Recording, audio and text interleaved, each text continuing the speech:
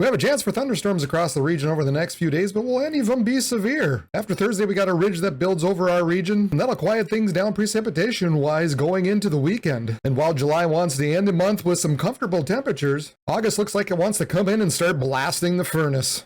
Welcome everyone to Region Weather Live, your online YouTube source for weather across the Dakotas and Minnesota. I'm meteorologist Brad Warner, and we're gonna start off the day on Tuesday with a little cold front that's going to be sweeping across the area, just going to be exiting out of the Dakotas and moving into Minnesota as you start the day on Tuesday. And so what that's going to bring is the chance for some scattered storms to sweep from northwest down to the southeast throughout the day. Here you can see we're right around the 10 a.m. time frame, and you can see some scattered precip already beginning mainly across northern portions of Minnesota. Now that front will continue to slowly sweep to the south and east throughout the morning and into the afternoon hours. And so those storms will obviously are going to follow that frontal boundary as it does so. Now there will be enough moisture left over and probably a few leftover boundaries up and through northern parts of Minnesota and back into North Dakota. And a few other storms could pop later in the day. We're probably talking mainly after 3 or 4 p.m. even. When some scattered storms might develop. But ultimately, it's going to be kind of this area that's going to be sweeping through, that's going to have the most concentration of some storms. We will see some pooling of higher dew point temperatures along that frontal boundary going into the evening hours. And temperatures will be warming up along it into the 70s and some 80s as well. So that might bring some moderate Cape values into parts of southern Minnesota where we're talking anywhere from 1,200 to 1,800 joules per kilogram. So that's just kind of on that low end.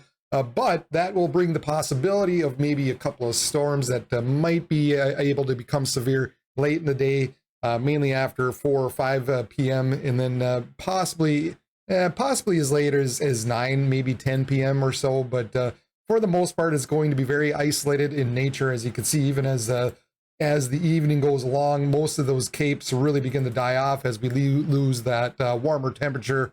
So we're not really expecting anything widespread, obviously. Now, the main threat here for the evening hours will be the possibility of 60-mile-per-hour winds and 1-inch hail. And that would be about it. Now, as we get into the overnight hours, most of those storms are going to die off.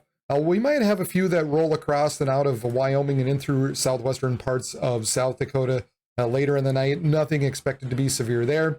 And then again, we still have some leftover moisture. We got another little frontal boundary that kind of sweeps in from the north. And so we could pop a few more storms across parts of Minnesota as we get into Wednesday. But we're not really expecting anything at all to be severe for the day on Wednesday. Now that upper level low that's going to be associated with these storms that are going to be popping over the next couple of days will be lingering right into Thursday. And you can see even into Thursday, some of those cool pockets are going to be left into parts of Minnesota. So we're still looking at the possibility of some rain showers left into the north and mainly the northeastern parts of Minnesota going into your Thursday.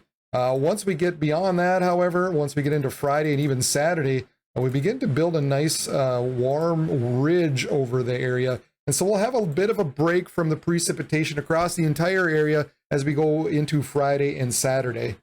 Now, we might get a few storms through the overnight hours on Saturday and then a little bit into Sunday, but really it looks like maybe the best chance might not come until Monday night. Now, that could change as things progress along and the models maybe pick up on a little smaller shortwave that's out there that maybe it didn't pick up on before. But for now, that's kind of what it's looking like as we head into the weekend. Now, your temperatures as we get towards the end of July, can you believe that?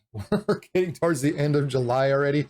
Really aren't that bad. We're talking, some 80s, maybe 90 down in through South Dakota into Wednesday. And then even into Thursday, we're still talking, a lot of 60s across parts of the north, 70s and 80s across the south. And then as we get more into the weekend, and then we begin our kind of the very end of July and back right into August, look at these hot temperatures coming in for Sunday. We're talking about possible highs back into the triple digits down into the South Dakota, possibly into North Dakota, 90s, 80s, 90s across much of Minnesota. And those warm temperatures, folks, could last just a little bit into next week. So we'll have to keep an eye on those temperatures and see if there's anything else that might come along and knock those down. But Yeah, we're ending July, not too bad, but we're turning on the furnace as we get into August. And that's all I have for you for the forecast. Some scattered storms into Tuesday and Wednesday, with a few more lingering in the northeast on Thursday, but nothing widespread. Maybe the possibility of a few severe reports down on the southern parts of Minnesota for Tuesday, but then that's about it. Actually, a pretty nice week in store, and then right into the weekend, and then we're going to turn up the heat just a bit and see what happens beyond that. So, hey, as always, please, I appreciate everybody who has subscribed, man. We are, 100 and, what did I see, 73 away from 1,000. That is getting so close. Thank you to everybody who has subscribed. Welcome to all you new guys who have been out there and who have now subscribed as well. I sure do appreciate it. We're getting so close. So share, hit the like button. And if you haven't done so, please subscribe to this page. So for Region Weather Live, I am meteorologist Brad Warner, and everybody have a good day.